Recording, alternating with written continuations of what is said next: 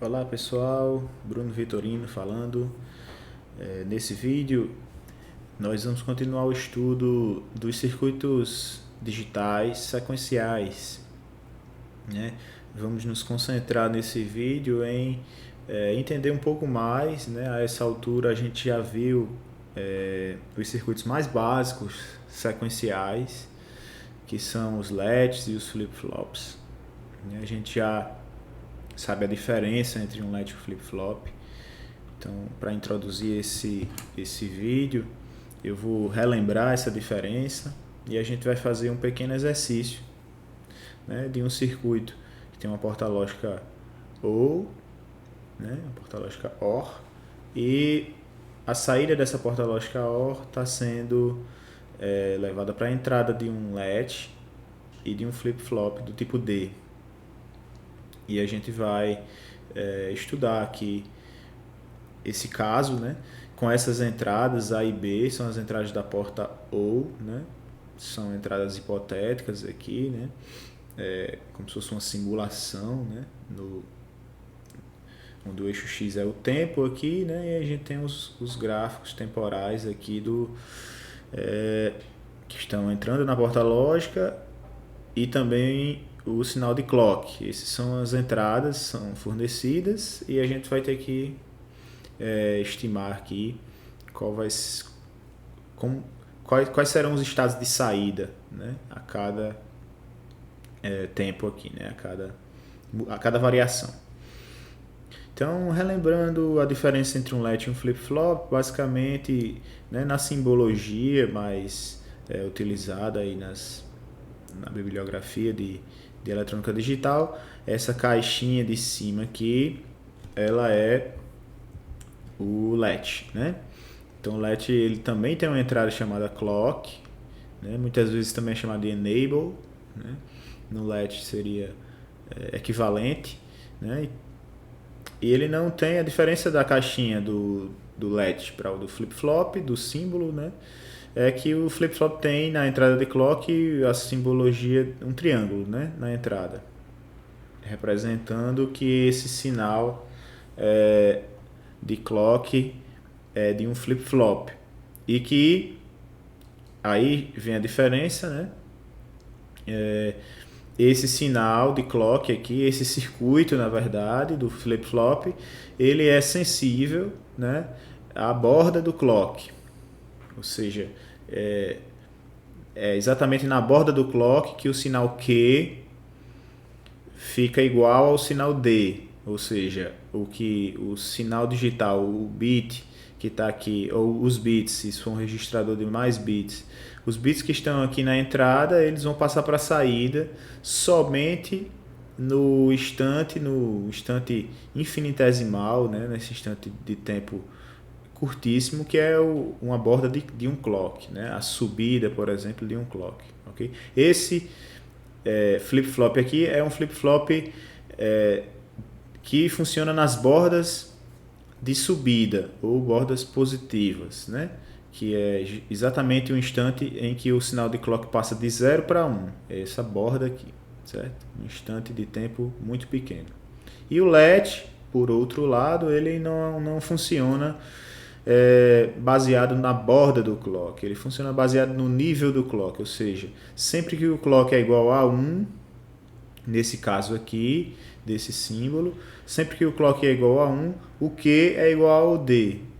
A gente chama também de LED transparente. Sempre que o clock é igual a 1, é como se aqui fosse uma transparência entre a entrada e saída, da entrada para a saída, ou seja, você tem o sinal de entrada sendo levado para a saída, ou seja, Q é igual a D. E quando o clock é igual a 0, você está no estado de armazenamento, que é igual ao Q anterior, né? Ou seja, se o Q é 1, ele permanece em 1, se o Q é 0, ele permanece em 0, enquanto o clock for igual a 0. Já no flip-flop, em todos os momentos, praticamente em todos os momentos, exceto na borda do clock, o Q é igual ao Q anterior. Então está no estado de armazenamento, né? Por isso que a gente diz que esses circuitos eles são circuitos de armazenamento, né? Circuitos registradores, né? De sinais digitais, de bits, de informações digitais. Porque eles têm a capacidade de armazenar, de conservar aquele valor durante um tempo, certo? Até que seja alterado, né? Até que chegue o sinal de clock, né? Para alterar a saída caso a entrada tenha sido alterada, ok? Então a diferença principal do latch para o flip-flop é a sensibilidade ao clock, né? Latch é sensível ao nível do clock, clock igual a 1, ou seja, todo o instante em que o clock é igual a 1, posso até riscar aqui, né? Deixa eu mudar aqui a cor da caneta. Então, sendo o latch aqui o azul, então o latch ele é sensível, né? A saída vai ser igual à entrada durante todo esse instante aqui, né? E por outro lado, flip-flop, né? Que é o verde aqui, né? Ele é sensível apenas à borda do clock, então, um instante infinitesimal, né? E a gente viu já o que é que isso implica em circuitos síncronos, certo? Implica, em resumo, né, isso implica que os flip-flops eles são os circuitos mais usados em circuitos síncronos, porque os circuitos que calculam, os circuitos combinacionais, né, os que estão nos circuitos síncronos para executar de fato as operações matemáticas, lógicas, eles têm um tempo maior para processamento, que seria todo o período do clock, né? E um instante muito pequeno, né? Durante um instante muito pequeno, esse processamento ele é levado para a saída. E depois os circuitos que estão entre os flip-flops, eles já estão livres para executar um novo processamento durante mais um período de clock, né? Já no latch, como o latch durante todo esse intervalo de tempo ele é transparente, durante esse intervalo de tempo, o circuito que calcula, o circuito combinacional que vem antes do latch, por exemplo, nesse circuito aqui é só essa porta OU aí, né? Então essa porta OU ela não pode alterar sua saída durante esse tempo em que o clock é igual a 1. Por quê? Porque senão vai aparecer na saída as alterações que ocorreram nessa saída S, né, que é a entrada do LED. Por quê? Porque quando o clock é igual a 1, o Q é igual ao D, ou seja, o que está alterando em S está alterando no D e está alterando no Q, né? Num circuito síncrono, isso é indesejável, né? Você não deseja que alterações intermediárias de valores nos seus cálculos intermediários saiam no registrador, né? Que saiam pelo registrador lá na saída do seu circuito. Você deseja o que então? Deseja que depois que o cálculo do circuito combinacional estabilize, ou seja, ele termine o cálculo com o seu tempo de atraso, depois que ele termina o cálculo, aí sim que esse resultado esteja disponível na saída, né? Então, para isso, o circuito mais efetivo é o circuito flip-flop, né, que é esse de baixo. Ok? Então, vamos começar esse exemplo aqui. Vou apagar esse para ficar mais fácil da gente riscar aqui em cima desse gráfico, né? Nesse exemplo, a gente tem que começar por onde? Vamos começar pelo circuito combinacional. Ok? Eu vou desenhar aqui tudo de vermelho nesse gráfico. Vamos começar pelo circuito combinacional, ou seja, a gente tem as entradas desse circuito combinacional e a gente vai, então,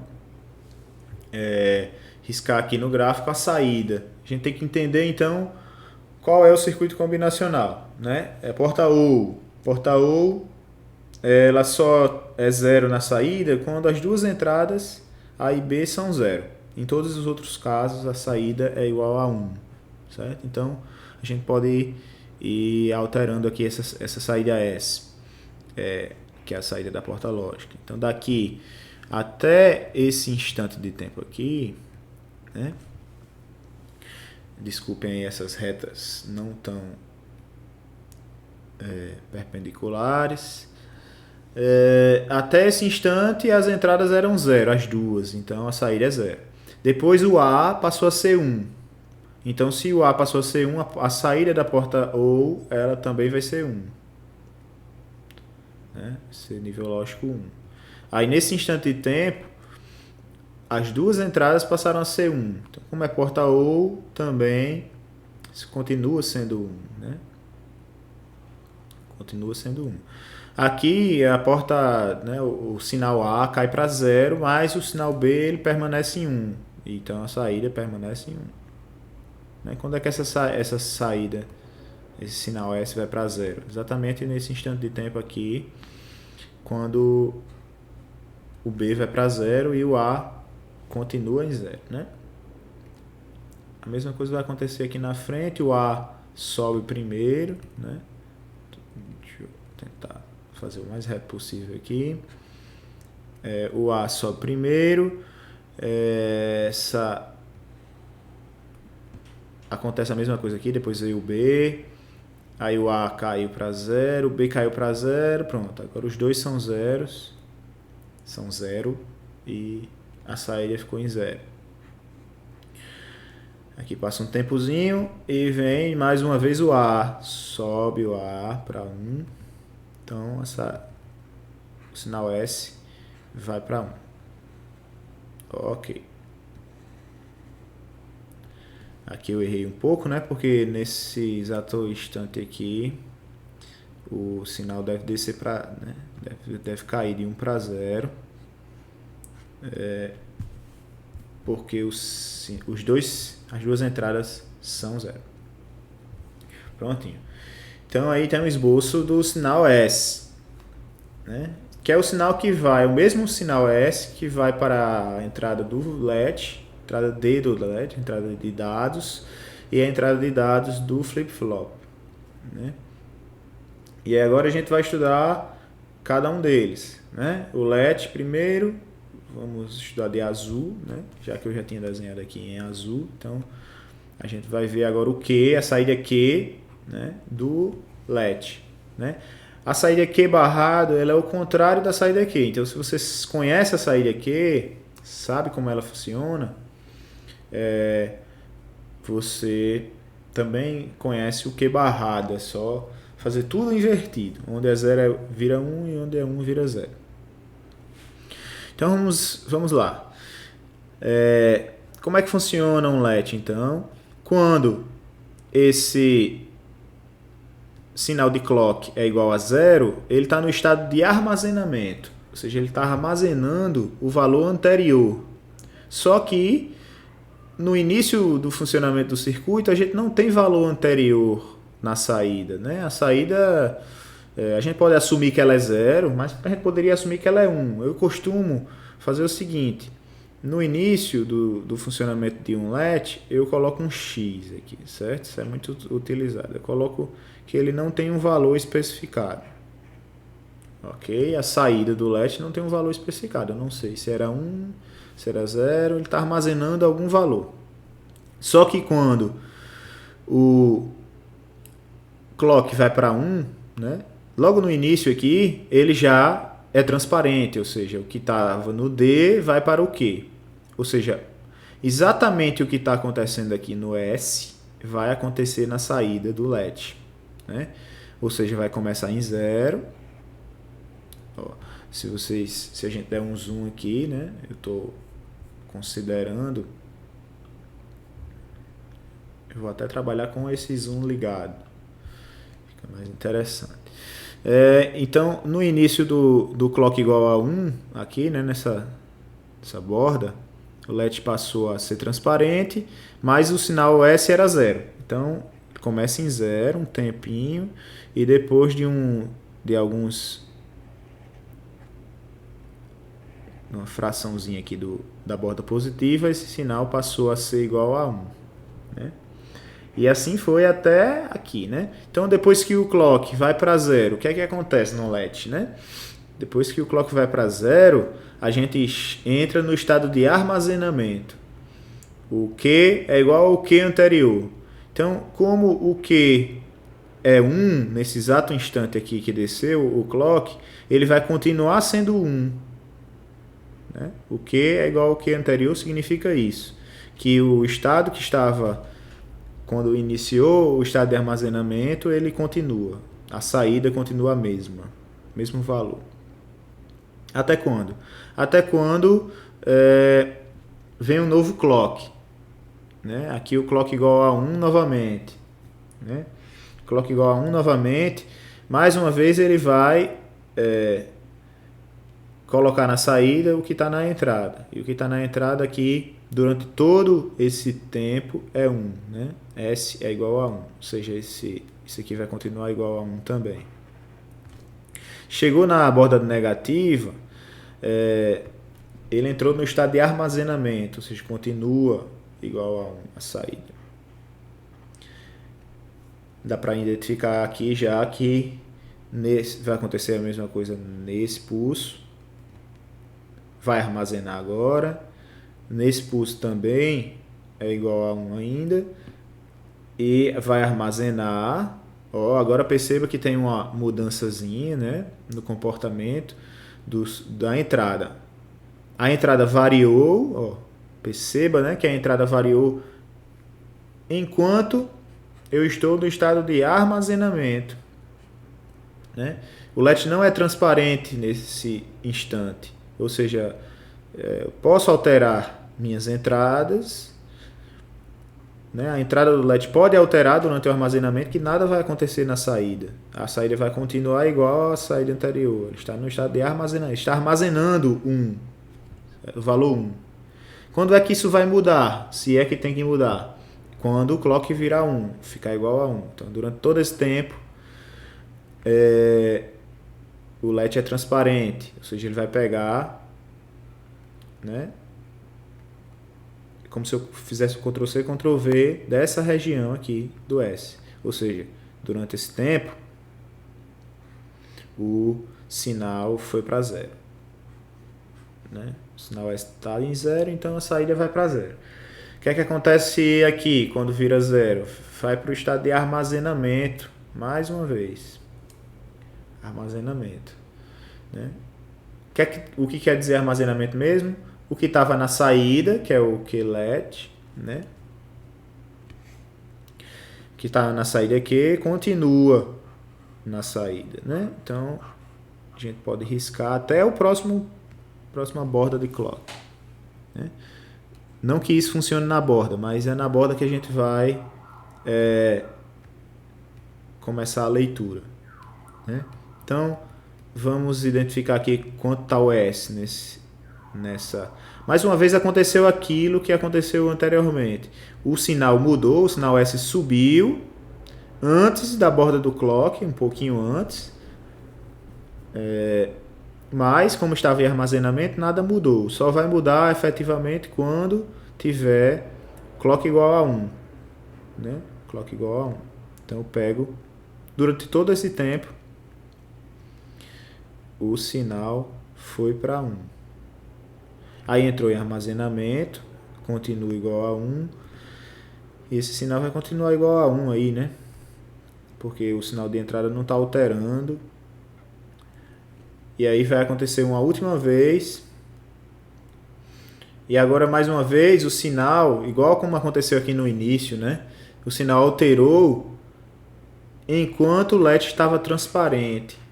Ou seja, enquanto o LED não estava armazenando. Ou seja, esse sinal caiu de 1 para 0 aqui no meio, então aqui na saída do LED vai cair também. Né? Ok. Então essa é a saída do LED.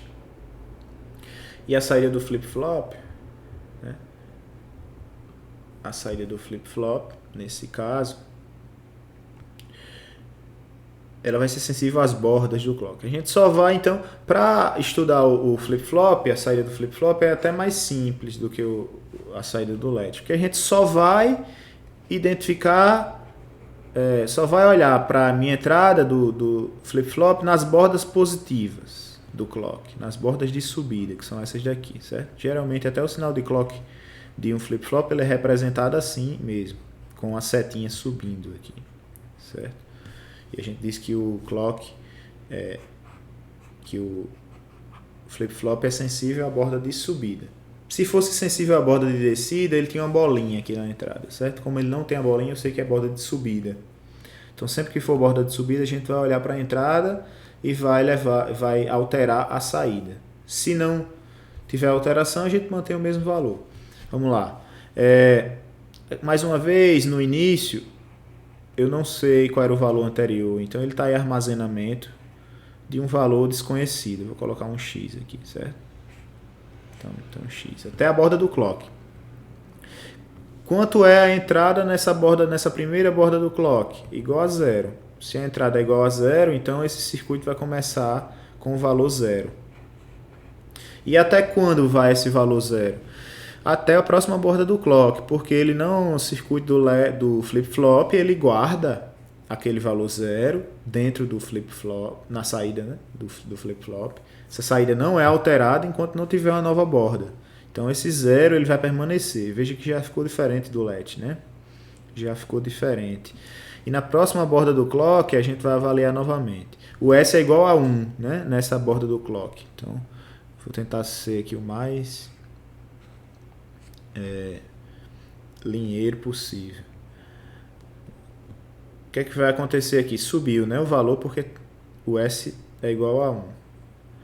Aí ele armazena, chega na próxima borda do clock, ele avalia de novo. Só que o S permanece igual a 1. Na próxima borda do clock ele vai avaliar novamente. Aqui. S é igual a 1 ainda, então nada muda na saída.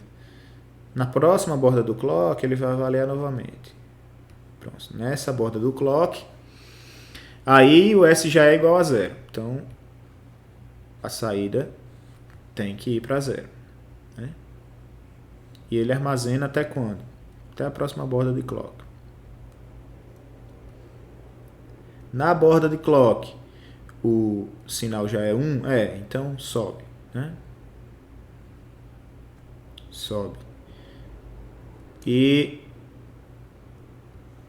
chegou na próxima borda, a entrada é igual a 1, então ele permanece. Na próxima borda, penúltima borda do clock, o S ainda é igual a 1, permanece assim. E na última borda do clock, aqui, o sinal é igual a 1, então ele permanece igual a 1. A diferença para o LED é que o LED caiu para 0 no meio do ciclo positivo de clock. E aqui não vai cair para 0, porque ele vai esperar a próxima borda que vai vir depois. Né? Então isso aqui não cai para 0, fica em 1. Certo? Então você vê que tem pequenas diferenças aqui nesse caso, né? Foi um caso criado, né, sem levar muito em consideração. Eu sabia que ia dar diferente o LED para o flip-flop, mas é uma diferença sensível. Essa diferença pode ser muito maior dependendo do circuito, certo? E em circuitos síncronos isso pode causar diferenças consideráveis, né? Se você usa um flip-flop e um LED, né? Você realmente pode aproveitar no flip-flop, você pode aproveitar todo esse espaço de tempo entre duas bordas de clock para processamento. No caso do LED, é diferente, que a gente só pode usar então o período de armazenamento, que no caso aqui é meio período de clock, né? Só essa região aqui a gente poderia usar para processamento pelo circuito combinacional, né? Que está junto ao sequencial em um circuito síncrono. Né? A gente viu também que os circuitos síncronos são basicamente cadeias intercaladas de circuitos combinacionais, que nesse caso aqui é só uma porta lógica, mas poderiam ser várias, e barreiras de registradores. Ok? Tá aí então uma diferença mostrada na prática. O ideal é que vocês pratiquem isso, né? Pesquisando. Vocês mesmos podem criar outras situações de circuito com outras portas lógicas ou circuitos lógicos um pouco mais complexos, colocando mais uma vez um latch e um flip-flop na saída para verificar essas, né, estudar, praticar, né, com a prática aqui esse entendimento do latch e a diferença entre o latch para o flip-flop vai ficar muito mais clara. Então era isso que eu tinha para mostrar nesse vídeo e até um próximo.